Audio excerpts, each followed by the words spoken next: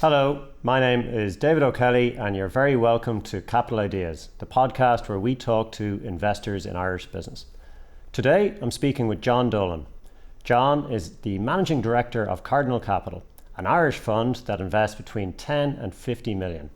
It has 250 million to deploy in the Irish marketplace. John, you're very welcome to the podcast. Thanks for having me along to your podcast. It's a good time to be here. We're in the middle of investing 250 million, as you said, in Irish companies. So it's a good opportunity to talk to you and your listeners about type of businesses we're looking for and some of the benefits we can bring to those businesses. And to cut right to it, what types of deals are you trying to do? Well, look, in terms of sectors that we focus on, it tends to be sectors that we've been invested in before. So technology, healthcare, business services, food. So brands that a lot of your listeners will be familiar with. We've been involved in companies like Lily O'Brien's and Carroll's in the food sector. We've been involved in AA on the insurance side. We've been involved in Payzone on the technology side, and more lately on the healthcare side, we've invested in Molam Healthcare, the largest nursing home group in the country, and we're investors in Sports Surgery Clinic, the orthopedic hospital. So we're invested across sectors. We don't do startups and we don't do turnaround, so we tend to do businesses that are trading well already, but where management teams and we think there's an opportunity to accelerate the growth plan. And for you and your team, is it about the sector and that the sector is really good, or is it about the company and it isn't so important what sector the company's in so long as it's a great company? Yeah, look, there's a bit of both. Clearly on the sector side, a lot of our team have experience in certain sectors, so we're going to have more to bring to companies in those areas. So if you look at the technology sector, we've had good successes recently with companies like Learning Pool and Payzone, and Mike Maloney, for example, who ran Payzone for us, is now part of the team. So his focus is clearly in that area. Similarly, we would have worked with you on a number of healthcare deals. So we know the healthcare and technology ecosystems pretty well, but we also invest in business, service and food. So if we come across the right team, like when we came across the team in Carroll's, they were phenomenal. We know it's a tough space, but if you have the right team, that's certainly half the battle for us as investors in businesses. And when we rock up with a client and we're super enthusiastic about a deal and we give you the information memorandum, can you tell me maybe just behind the scenes, what happens next? What are the types of questions you ask yourselves?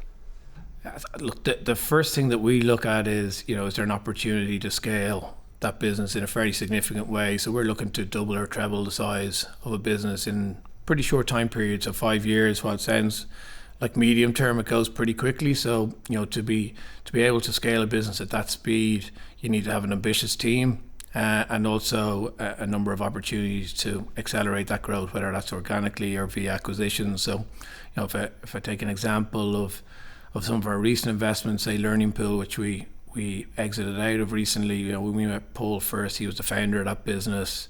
He came to us with what was a very nice business. He was growing organically already 25% year on year, and could have kept going as he was, but we saw an opportunity to take the technology that he had. He was providing a technology solution to companies around the world about how to train up your employees in a fairly efficient manner. And we could see that in that space it was pretty fragmented, and you could do a number of acquisitions that would help him grow that business at a much quicker rate. So the investment for us there was, within 3 months we bought one of his largest competitors in the UK, and over the next 4 years I think we acquired 4 other businesses, the last of which brought us into the American market in a pretty significant way and delivered huge value to all of us when we exited that business last year. So we could see from Paul at the outset he had a great business already and had a great technology, but we could also see that 25% growth, while great when you were looking at it on a standalone case, was probably underselling what the business could do if you really took on some risk capital, and that's what private equity is all about. Yeah, and doubling in 5 years, or at least doubling, so that's 15 to 20% growth a year. That in a tech business, you can see the case in a hospital or a nursing home group. That's a lot of growth. I'm back to your last question around plan. That's the biggest thing. We have to commit to that plan in a significant way. Like, you're not going to get that level of growth unless you commit early to the plan. So for example, take a food space which doesn't grow typically at that level of growth. Lily O'Brien's would be a good example. We would have doubled production capacity in that business in year one before the necessary sales came through, and you need to have that commitment to a plan to meet those type of targets. Or take healthcare and sports surgery clinic. The purpose of our investment was to help develop 2 additional theatres. We could see there was huge demand for healthcare services. We all know the waiting lists in the Irish market. So, but the commitment to go and invest that money up front without knowing for sure that it was going to come through is clearly the commitment that we need to make. And that's the level of commitment and support we need to bring to a business when we back it on day one. Okay, so you need to get kind of excited about a plan you can get behind that'll see very significant growth in the business. What else is on your mind? I think fundamentally the DNA of where the business is coming from and where the founders or management teams are looking to get, because we are what we are. So private equity, by its definition, is going to need an exit within a relatively short time period. So that could be 5 years, it could be 7 years, it could be up to 10 years, but it's going to be an exit within that window. So, clearly some family-run businesses that mightn't suit where they want to go trajectory-wise, and it's important at the outset to have those conversations with founders and with the management teams in terms of what you're looking to achieve. Like where private equity works best is where there's management teams that are ambitious, looking to accelerate the plan, but also looking to realise value within a certain time period, and they're the circumstances that work best for private equity. So unless you've got that alignment of interest on day one, it's probably not going to be a successful investment. Right, okay, so kind of a good team you can back. Now, we do hear that a lot, that, the team's critical and so on. I suppose what it makes you wonder is that, well, if I've grown my business over 20, 30 years and it's actually just, I'm not terribly interested in the next 5 years and the growth, I just want to get out. Does that rule you out? Are there deals you can do in that situation where the founder's leaving?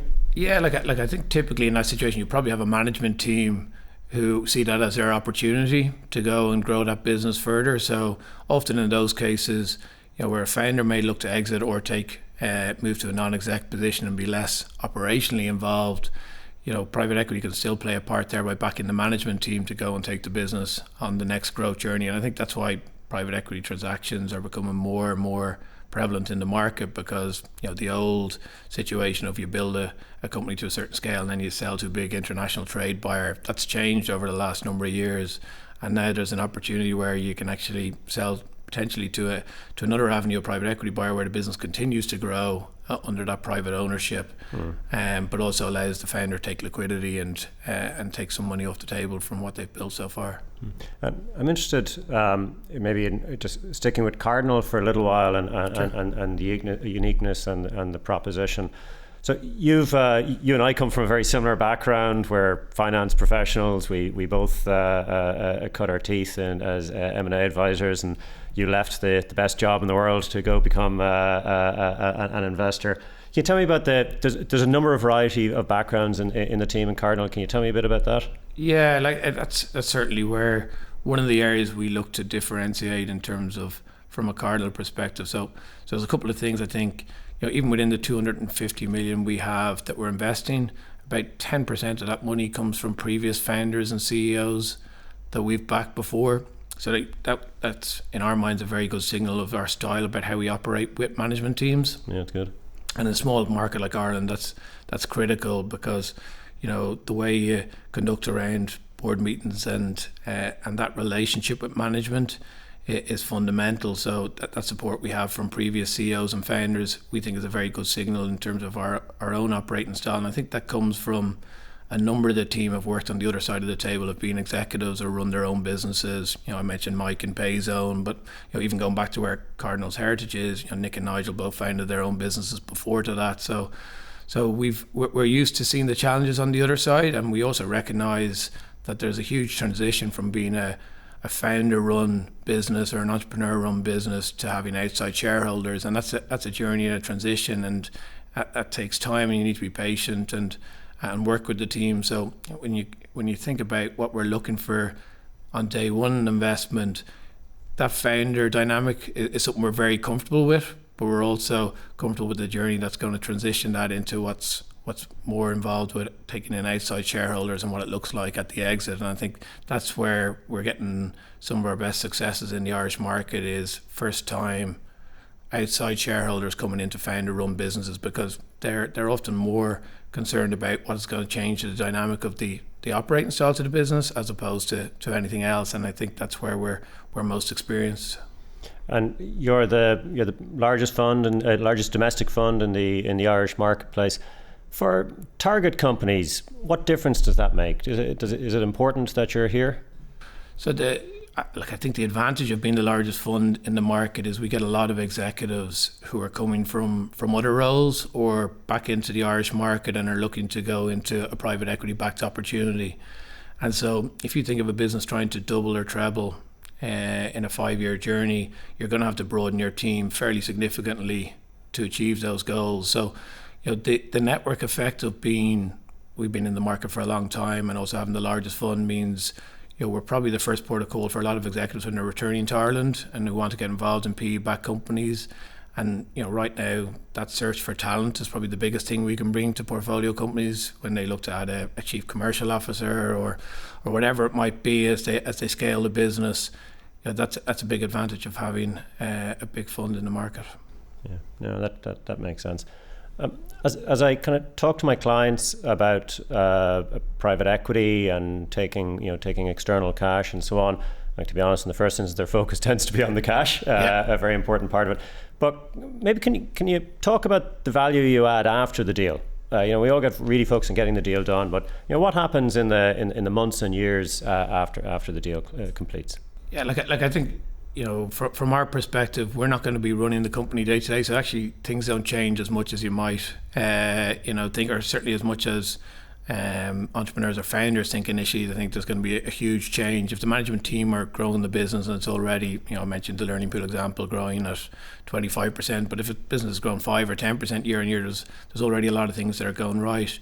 I think from our perspective, we have a lot of experience, though, built up over the 30 or so acquisitions we've done of the challenges then when you come to scale a business and how you can best, and we've learned from our own mistakes, how you can best sort of look to strengthen the team to be able to meet those challenges. So the first thing we'll look at is broadening that team. In our experience, most Irish companies are reliant on 1 or 2 individuals, and that's natural as a scale to a certain point, but if you are going to move then to the next level of growth, you're going to have to bring in some outside expertise as well as growing up your internal team, and that's a balance and very important decisions around that. I think the second thing that we tend to focus on is should the business be Ireland only, or should we be looking outside Ireland, and what's the right way to go about that? We've learned through the years around the different strategies as you go into new markets, whether that's acquiring something or putting people on the ground first. And I think there's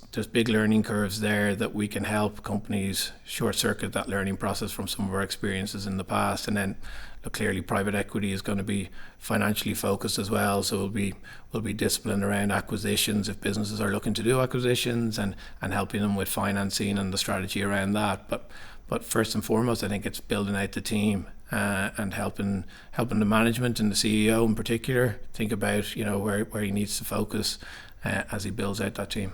And what type? I'm very interested in that kind of CEO founder relationship and private equity. Like, what type of calls do you get? What's the when you're in the company? What's the 5 o'clock call on a Friday? I'm hoping it's not where we need cash. I'm hoping it's other items. What are the typical things you talk to CEOs about? It's generally a sounding board. Like, a lot of CEOs are, take a lot on themselves, and then having someone who can pick up the phone to and say, listen, I'm thinking of this. Have you come across before, or is there anyone within your network who you can bounce this off? Is fairly powerful, and I think that's where the network that Cardinal has is probably of most use. Clearly we don't have all the answers ourselves, but we can probably pick up the phone to someone else who's been through that challenge before, or who can introduce the CEO to the right person. So I think that sounding board is fairly fundamental. It's certainly way more than just the monthly board meeting or the regular updates. Most of the work that we do gets done outside of that forum and is done in a much more informal context.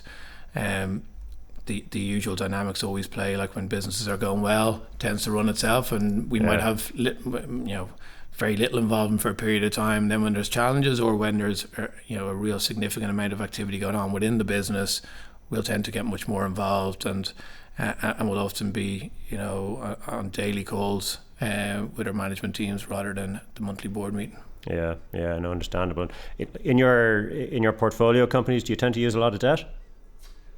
Not traditionally. I think it's probably a function of the Irish sector in particular and the Irish psyche. So, traditionally, if you go back, we've been in the market for 20 odd years. Like, it used to be very reliant on bank debt, and I think companies, when the crisis came, around '08 to 2010, I think that people still have those scars, and the reluctance to take on too much bank debt is probably a good thing. It's you can only grow to a certain point with bank debt, so we would tend to be pretty conservative in our use of debt versus international private equity, and in some of our businesses we don't have any debt. So if I take some of our technology examples, it's often not suitable to put in debt on day one because you're looking to grow and scale the business. You don't need to be reporting to banks around covenants, and the real value comes in growing the top line of that business.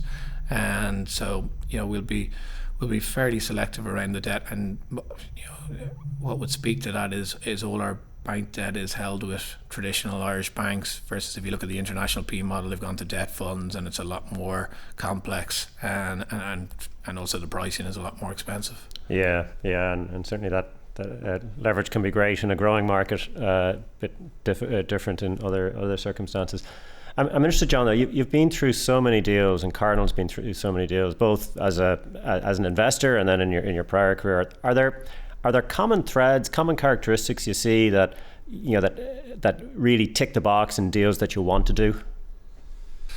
Yeah, like I think that there's a couple of things that always come to the fore. There is certainly something about a CEO where we've had real success that is different, and it takes a bit of time just to understand that. So we will spend a lot of time in our diligence with the CEO and trying to understand the personality. And often the best deals we've done have been referrals from other people within our network locally, because if we're meeting the management team, it tends to be a little bit choreographed through advisors and things like that. But if we've already done our own references and got familiar with the type of character, that's hugely helpful. And the common characteristic in businesses where we've been really successful is that drive from the CEO. There's a level of intensity. When I look at businesses we're involved in now, if you take Sports Surgery Clinic, for example, where I'm on the board, Ray Moran is phenomenal in his drive and intensity. To build a private hospital while you're operating as one of the leading surgeons in the country. Unbelievable. Like there's a reason why no private hospital has been built in the last 20 years other than that. Like, that's how difficult it is to do. So it's a phenomenal achievement, and that level of intensity tends to be common across where we've had success. If I go back to some of the technology companies I've been involved with, AMCS and Jimmy Martin, he's grown a $1 billion+ company out of Limerick with loads of headwinds along the way, but just kept driving on. He's had multiple investors, and he's just done an amazing job there. Or Mark Murphy and Finurgo grew $1 billion+ company out of East Point here in Dublin, where we were the first investor in the venture days in NCB. So look, there's that intensity of character that you get in a CEO, that while we all work hard and everyone says they work hard, and they do, there's a different level of intensity that the really successful CEOs and entrepreneurs have that you sort of get to recognize when you see it. Yeah, when you see it. And maybe to ask the opposite question, are there items now that you identify that are turn-offs on deals, things that you don't really want to put the money behind? Yeah, like we've certainly learned through the years that having that upfront discussion around alignment is key, because as often founders or business owners are trying to solve multiple things when they're doing a deal, and so understanding actually what do they really want to get out of it, and how comfortable are they with the idea that in a couple of years' time there's going to be another transaction. And that's something that takes a bit of time to get a sense of. I think the other thing is, we've been involved in businesses with a lot of employees, and as you scale that, you need to really think about how you scale your management team to go with it, because even if you take Learning Pool, we went from 90 people to 300 people. That's a different beast, and the amount of hiring that goes with that is really significant, and that can be challenging, especially in the labour market that we have at the moment, where recruiting people is difficult and retaining people is difficult. So We don't underestimate that challenge. So when we see a plan that requires hiring, a huge amount of people, understanding how exactly they're going to go about that and why people will want to come and work for that business is a dynamic we often spend a lot of time on. Yeah, you touched on the environment there. It's definitely an interesting time. What's your own take? What's the Cardinal House view?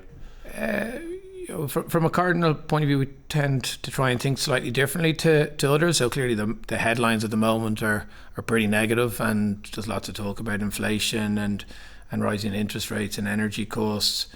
But when we look back at the transactions we've done, some of the best ones we've done have been in more volatile conditions. It changes the dynamics, and so we're very much open right now at looking at opportunities. We've a good few things we're in diligence on at the moment, and I think the market is probably rebalanced to a level of normality. We've both been looking at businesses for a long time. The last couple of years have been incredibly seller friendly, in my view. You private equity guys can't help yourself. It's just been a dynamic, and not just seller friendly in terms of valuation, but more in terms of processes. We've sold businesses and we've been involved in businesses where just the time period and the diligence has just been different than what we would have been used to. It's been a good time to be a seller. Yeah, and I think that's beginning to rebalance. I wouldn't say rebalance even to buyer friendly terms. It's probably back just to a level of normality, and given the conditions that are out there, people are being sensible about the diligence they're doing. They're running various sensitivities. They're being sensible about the level of debt they're using, and making sure that if things get more difficult, that they can also manage that. And I think it's probably not a bad thing.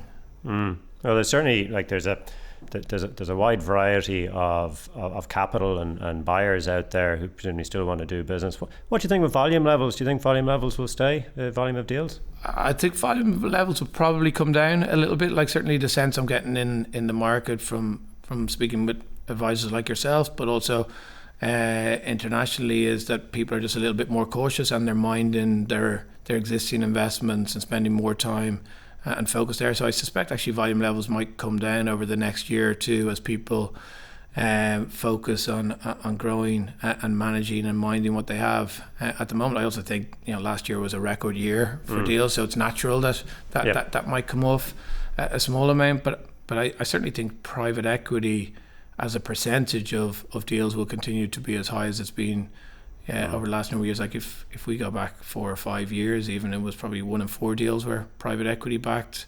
In an Irish context, maybe 20-25%. Now it's closer to 1 in 2 or 40% of deals have a private equity supporter. And I think there's a couple of fundamental reasons that have just changed that dynamic. That it's not just an Irish thing. If you look at it internationally, it's a similar trend in that if you go back a number of years, founders used to build it to a certain size and then sell out, and that was their way to getting liquidity.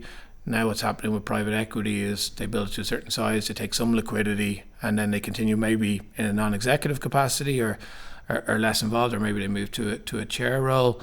But they also want to continue growing what they've done the hard yards getting to a certain point. So giving it on to an international trade buyer might necessarily be the best avenue for the business, and the management team might want to take it on to the next level. And I think that's been a good dynamic from an Irish business perspective, because now you're seeing a lot more Irish companies doing the acquiring rather than being the ones acquired. That's great. And that's a real significant change in the Irish market. I think of the last number of deals we've done, certainly most of them have done acquisitions, and a number of them have done multiple acquisitions, which is unusual if you go back 10 years. I think most of the Irish growth story was organic rather than acquisition led. So I think that dynamic of private equity being a higher percentage of transactions will continue, but I do think volumes may taper off a little bit as confidence wanes through the next number of months. Yeah, I suspect that the more difficult deals will be harder to do, but high quality companies will still have plenty of suitors. Definitely, we've definitely seen in really high quality companies, there's no shortage of capital there, so valuations are still high, and all the usual signs are coming through that if you have a strong company and you're trading well through this period, you probably get even more capital, because exactly that flight to quality is happening. So if I'm the owner of a high quality company listening to this podcast, other than reaching out to you on LinkedIn, what do I do? How do I start that journey? How do I get the best deal I can with private equity? I think there's a couple of obvious things I would say, one, go and chat to us. Like, we're pretty easy to talk to in the context of it's a small market here in Ireland. That's the advantage of it. You can check us out informally as well as formally. But I think one of the things that often doesn't happen if you're a business owner is spending enough time thinking about the right type of partner, whether that's private equity or trade. And certainly chatting to advisors like yourselves can help with that, but also doing your own diligence. Like, no two private equity firms are the same. There's very different operating styles. So people often think about, will I do private equity or will I do trade? Within those two, there's totally different spheres. Within trade, there's a different level of buyer, depending on whether they're PLC, international, what type of culture. Yep. Within private equity, there's just as big a spread. And I've done a number of deals where we've co-invested with other private equity firms. We've seen different styles, over the years. And I think understanding what type of private equity firm you're getting involved with and spending time, you go and do the diligence in the background and, speak to the management teams they've been involved with previously about how does this actually operate in practice on the ground. I think the good thing about the Irish market is it's so small, it's pretty easy to check that out. If I was chatting to you, you'd be able to say this firm has this style, another firm has another style, and it doesn't necessarily mean that one's better than the other. It just means there's a right fit for the right company, and also a right fit for the right company at the right time.